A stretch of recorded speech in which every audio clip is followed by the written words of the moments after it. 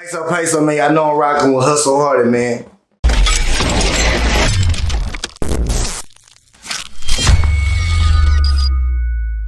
Today we with Peso Peso. I want to start off by asking you where you from. Texas City. Texas City. Yeah, Galveston County. Okay. So how was it growing up in Galveston County? Shit, just gutter. Yeah, I used to get in trouble and shit. But you know what I'm saying, regular small town shit. You feel me? Yeah. So how was your upbringing, like the environment that you were around? Just poor. A lot of street activity. Okay. But shit, besides all that shit, it was fun. Okay. Just, you know what I'm saying? A lot of little childhood. So what influenced your hustle? Shit, just growing up not having shit. Really, you know what I'm saying? That's like growing up not having shit, just wanting certain shit, you know what I'm saying? And just I had to grind for that shit. Like, whenever I was like 10 years old, I moved to, we all moved to my granny shit, and it was 4 of us. So shit, she couldn't buy us what we wanted, you know what I'm saying? But she did. We had a house to stay in, you know what I'm saying? We had school clothes, and you know what I'm saying? She would buy us like 1 pair of shoes for the school year, but I just wanted more shit, you know what I'm saying? So I first started like robbing and like stealing and shit, you feel me? And then shit, I used to go to jail for that shit all the time, and I used to get into a lot of bullshit, fucking with that type of shit, you know what I'm saying? One of my partners got shot up real bad, you know what I'm saying? Partners, you know what I'm saying, went to jail, you know what I'm saying, for a long time, TYC, then had to go to TDC and just in and out of jail. So I stopped doing that shit at an early age, like 15s, you know what I'm saying? I was just straight hustling. Okay. So what are some of the most important lessons that you learned during that time? My childhood? Yeah, during that time when you just going to jail. I just didn't want to go to jail no more. You know what I'm saying? Really. I understand. So how did you get to start rapping though? I always liked rapping. I always liked music. Like whenever I was a little kid, I had got a 50 Cent album for Christmas. And I used to listen to that all the time. And I used to go to my pop's house, and he had a computer, and he had a LimeWire. Yeah. And I used to burn CDs all the time and shit, download music all the time. And shit, I used to just be rapping and shit, like freestyling. Mm-hmm. But whenever I used to like go up the road and shit from Juvenile and shit, I used to write. You know what I'm saying? Like, I'll write songs, but more importantly, I would write rhymes. It's like rhyming words, like double rhymes, triple rhymes. Mm-hmm. You know what I'm saying? And I'll just like, I'll read the dictionary and shit. Yeah. And shit, I ain't never recorded yet though, you know what I'm saying? But like when I was like 17, 18 years old, I went to the studio for the first time. And I did good. You feel me? Like they was like, You remember that first song that you recorded? Yeah, that was trash though.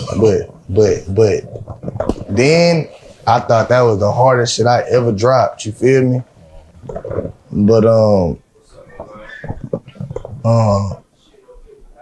they told me, the engineer was like, you done recorded before? I was like, nah, my first time. You were like, damn. They were like, damn, you done did better than people who been recording for years. My pops had told me, he was like, when you go to the studio, make sure you do your ins and outs, do your ad-libs, you double your vocals. So I already had an idea of what I had to do because my pops was like, he really told me like before I go to the studio, like, bro, my pops paid for my first studio session. So was your pops an artist? Yeah, he used to rap. He used to sing rock and roll, and he used to, you know what I'm saying, rap and shit. But he gave me $100 to go record. He was like, man, don't waste my money. When you record, make sure you do your ins and outs. Make sure you double your vocals. Make sure, you know what I'm saying? So when I went and did that shit, it was like, this your first time? And I was like, yeah. They were like, hell, you're a natural. You know what I'm saying? And then my partners was all like intrigued and shit. They just begged me to keep doing this shit. And I used to do freestyles in the car. But it was like before Instagram and shit. Well, Instagram was out, but it was like before, like I was fuck with it. See, where I'm from, it's still like, they still be on Facebook and shit. So I used to be hustling on Facebook with the rap shit. And I used to post my videos of me rapping in the car. And my first one had a good response. Like my second and third one, it had got like 500,000 shares. You know what I'm saying? And shit, I just kept going. You feel me? I went viral on Facebook. And I was like, man, I was like, Facebook Live, but I feel like it didn't matter. You know what I'm saying? I feel like people weren't really seeing this. Like, people were seeing that shit, but it wasn't just like how like Instagram was. So I tried to move my hustle to Instagram. And like, I didn't have to like start all over and shit. I just kept like pumping my shit. And then shit, I finally I was like, man, I can't do nothing in Galveston County. So I started going to Houston and going to like different like studios in Houston that I know like big rappers in Houston like record at. And I was like, man, I just to go show my face and like show off like my rap skills and you know what I'm saying? Show like the rap, you know what I'm saying? So I felt like I had a better chance of doing that than just DMing rappers and trying to tag them in my music and shit, you feel me? Yeah. And just rubbing shoulders and shit. Okay, so how did you end up getting involved with TSF and Sauce Walka? See, I met Sauce Walka at a nigga named Bro Diddy studio. I used to record at Bro Diddy's studio. And Bro Diddy, he'd be like, man, you hard as hell. He'd be like, man, I always be telling Walk to sign artists and shit, and he don't ever do it. And then them artists end up blowing up and shit. He was like, man, so one day, he was like, man, that nigga need to sign your ass. So one day, I was in the studio all night. Walker pulled up over there to get some drink, you feel me? And motherfucking me, he pulled up over there and we over there just chopping it up, vibing and shit. I'm finna leave. Bro, Dini pulled me to the side and was like, hey, he was like, hey, he pulled me to the side and pulled Walk to the side. He was like, Walk, man, you need to sign this nigga, you know what I'm saying? Your first Mexican artist, you feel me? Well, he was fucking with it, he was chopping it up with me and shit, but I don't think he really just, like, was taking it serious, you know what I'm saying? But, like, he was fucking with me, though. He told me he liked my music and shit. And then I was on the run at that time. I had been on the run for, like, a whole year from a drug raid and shit. So, I ended up being on the run longer and longer. And then one time, that nigga Sosa man had a video shoot with Young Dolph. Yeah. And that nigga, my cameraman that I was fucking with from Galveston County, he was finna do the background, like he was finna do like the background scenes, like the B-roll and like the vlog footage and shit, behind the scenes shit for Michael Ortiz at the video shoot. And he knew I was grinding, knew I was on the run and shit, so he called me. He was like, hey, you wanna ride with me? You know what I'm saying? To the video shoot, you come with me. I was like, hell yeah. So when we rode up there and shit, and I had already did a song in the video with Social Man and shit. So shit, we ended up, they were surprised out there. They were thinking like, what the fuck? How you get over here? You know what I'm saying? But I was vibing with them, fucking with them. And I told Walk, I was like, well, I'm finna have to go do some time soon. You know what I'm saying? But when I get out, it ain't no big time. I'm only gonna do like 10 months. You feel me? Whenever I get out, I'm gonna come fuck with you. You know what I'm saying? Get a song with you and shit. If I gotta pay, I ain't tripping. So he was like, bet. He was like, it's good. So shit, I ended up getting caught up like a couple months after that. And I went and did my little time and shit. And I came home but I was broke. You know what I'm saying? I only had a couple hundred to my name.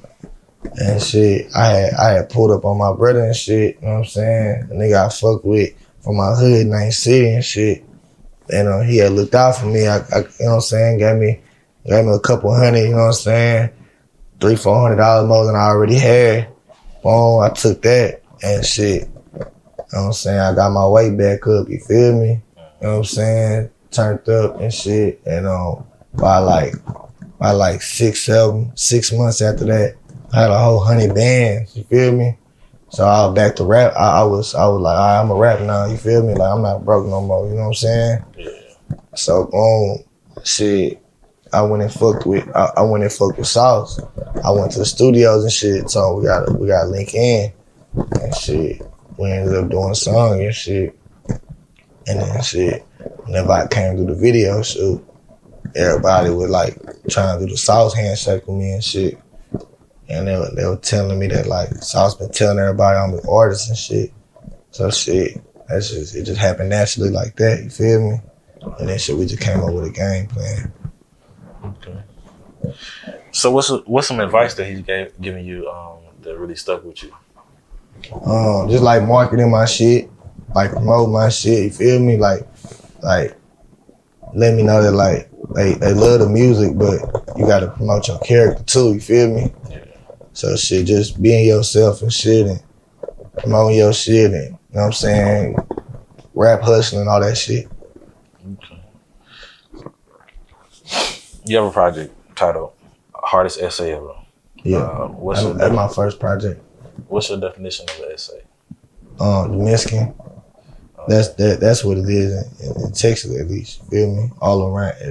Cali, they got some whole other shit, but everywhere besides Cali, it's Mexican. What's the difference in Latino culture in Texas versus California? It's most segregated over there, you feel me? Don't get it twisted. Mexican, it's some Mexicans over there that fuck with blacks, you feel me? But over here, like, it's more normal for blacks and Mexicans to be brothers, you feel me? You know what I'm saying? And it's like, it's not like racist like how it is over there, you know what I'm saying? Like, they got like gangbanging politics, you feel me? We don't got that over here, you know what I'm saying? Don't get it twisted, it's politics, but it ain't those type of politics, you know what I'm saying? Like, niggas ain't segregated and shit. Like, I grew up with a whole bunch of black people. I grew up with Mexican people too, though, you know what I'm saying? But it's different. I feel like we dress different, you know what I'm saying? Like, they still, but don't get it twisted, though, because you got niggas like Phoenix Flex and the OGs and shit. They be free. They dress like, you know what I'm saying? Yeah. They dress like how, they dress different than your average Cali Mexican, but I'm saying, like, it just, I don't know, it's just the vibe just be different. But shit, shout out to Cali Mexicans. I fuck with the California Mexicans. You know what I'm saying? Just like I fuck with Texas Mexicans, you feel me? I fuck with all Mexicans, you know what I'm saying? We just gotta, it's far, like, that shit like a 24-hour drive, you feel me? So it's across the map, you feel me? So shit, they got a different thing going on over there. Okay. So how have you sort of breached the cultural divide between, you know, black and Mexican? Have you just noticed anything like that? What you mean? Like, have you noticed any friction between, you know, black and Mexicans? You said in Texas it's not really prevalent. Nah, it ain't like that in Texas. Blacks and Mexicans get along in Texas. Don't get it twisted. It's, you know what I'm saying? You might have some situations, but it's small. It's like minor. You know what I'm saying? Like, it's small compared to what they got going on. You know what I'm saying? Yeah. It ain't really like that. Okay. So, tell us a little bit of what... Like, blacks versus Mexicans ain't a thing in Texas. It might be different in the penitentiary. You feel me? But even in the penitentiary, you know, I've never been to TDC, but it's not like how California is. Like, I know for sure California prisons, their race politics is way different than Texas race politics in prison. You feel me? Yeah. So it's like that's like some California shit. Okay. So going back to your project, what went into the hardest essay? Like, tell us a little bit about the process of you making the songs and what really went into that project. Man, bro, I was just vibing, just rapping, like just living, like hungry. You know what I'm saying? Just happy happy for my music to, you know what I'm saying, be getting some success. You feel me? It's hard to rap, especially like where I'm from. It's hard to just start rapping and become like famous and shit. So I was just coming hard. You know what I'm saying? Like just doing me. You know what I'm saying? But like times 10. You feel me? Do you feel like you started a new way for Mexican rappers to get recognition in the game? Yeah, for sure. But Mexicans that been getting recognition, like Snow the Product, King Lil G. You know what I'm saying? It's more I just can't think off the top of like SPM. You feel me?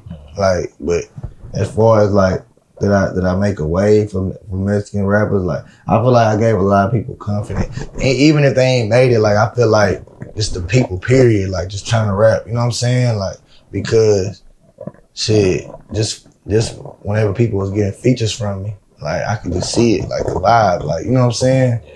Like people started like braiding their hair more. Like even though people been doing that, but I'm saying like it was just more like it's an image, you know what I'm saying? Like giving like more Mexicans confidence to like, I can do this shit. You hear me? Has anyone ever said you're not Mexican enough because you don't speak Spanish? Yeah. How have you handled them type of situations? I don't really be, that'd be negative energy. I really don't be indulging in shit like that. I really don't care. Anything negative that comes my way, I ignore that shit. That shit, it don't even matter. You know what I'm saying? Yeah. I just keep working. Okay. So a while ago, you gifted your dad with a new truck. How did it feel getting him something like that off a rap? It felt good. We heard something about you turning down a $1.5 million deal. Can you give us a little bit of backstory on that? I mean, shit, it just sometimes, the money that they offer, like it's like that'll be good, but like sometimes the shit in the contract it just ain't right. You feel me? The shit it wasn't the best situation for me to be locked down for a certain amount of, you know what I'm saying? Yeah. A lot of rappers get stuck into that type of thing. Yeah. They see that little money coming. So shit, I just, you know what I'm saying, it's good. Like I'm young, you know what I'm saying? I got a lot in store for me in the future, and I know that, and I understand that. So shit, I just keep working. Okay. So you talked about getting in trouble with the law earlier. We heard you did some Fed time. Are you on house arrest? I ain't really do no Fed time, but I got picked up from the feds, and after a week went by, I got a PR bond. Okay. I don't want to say I did no Fed time because you got people that's really doing Fed time. I ain't do no Fed time, and I'm not gonna do no Fed time. Okay. You know what I'm saying? You did do 10 months though, right? Yeah, I did that at the county jail. Okay. What was the first thing you did when you got out? When I got some money, I was broke. I went in there with like 4 bands. My brother was locked up too. My brother got locked up like a week after me, and I started raising my little boy. My girl, she was working, but she was working at Sonic. You know what I'm saying? Staying with my granny. So shit, I started raising my son, look out for my girl, look out for my family, look out for my brother locked up, and I had to look out for me. So when I got out of jail, I only had like $200. And I was in there gambling. Oh, man. So how important is loyalty and family to you? It's very important. It's like everything. Who are some of the Mexican artists that you want to work with? I ain't gonna lie, Danny done worked with all the ones that I really want to work with. Feel me? But you got other people like as Mexican. I didn't work with all the other ones I work with, but I want to work with more in the Latin community though. Okay. So who are some of the other Latin artists? I want to do a song with J Balvin. Oh yeah. And I want to do a song with what's her name? Name start with an M. Fuck. Damn, I forgot her name.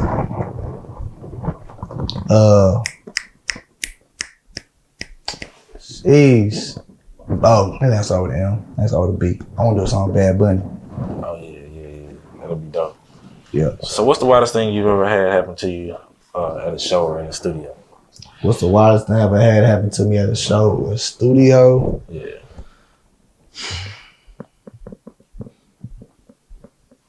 Damn. I don't know. No crazy show, no bitches showing titties, no. Oh yeah, I mean, yeah, bitches be showing titties, but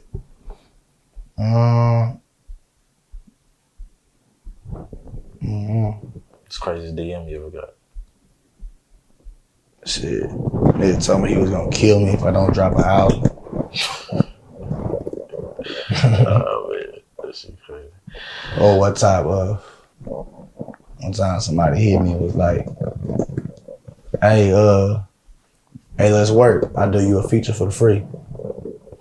He had like 200 followers. You know what I'm saying? Just crazy shit like that. I be getting crazy DMs though, bro. I probably get way crazy DMs than that. Yeah. Do you check your own DMs? Yeah. I mean, I don't check them out, but I try to scroll through. I be messaging some of my fans back. I can't message them all back, but I try. You know what I'm saying? Your latest project is El Patron. Right. What inspired you to name it that? Shit. Come on, I be on some boss shit. Feel me? Like, no matter what I got going on, bro, like, you know what I'm saying? I be on some boss shit. Feel me? So what's the vibes of the album? it got a vibe, like it got every type of vibe on it. Like I'm telling stories on a couple songs. I got like hard, like banging songs. I got a song like where you can ride in the car and jam.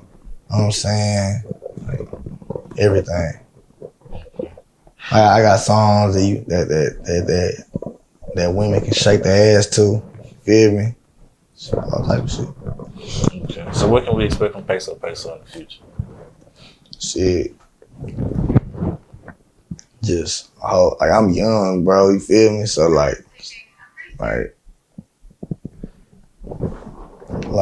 career, I'm 20%. Like I'm 10% in. You feel me? Out of 100, like probably less than that. You feel me? Like it's a whole lot of shit, way more in store. Like this shit is not even a quarter to my peak. You know what I'm saying? So like a lot more albums, a lot more videos. You feel me?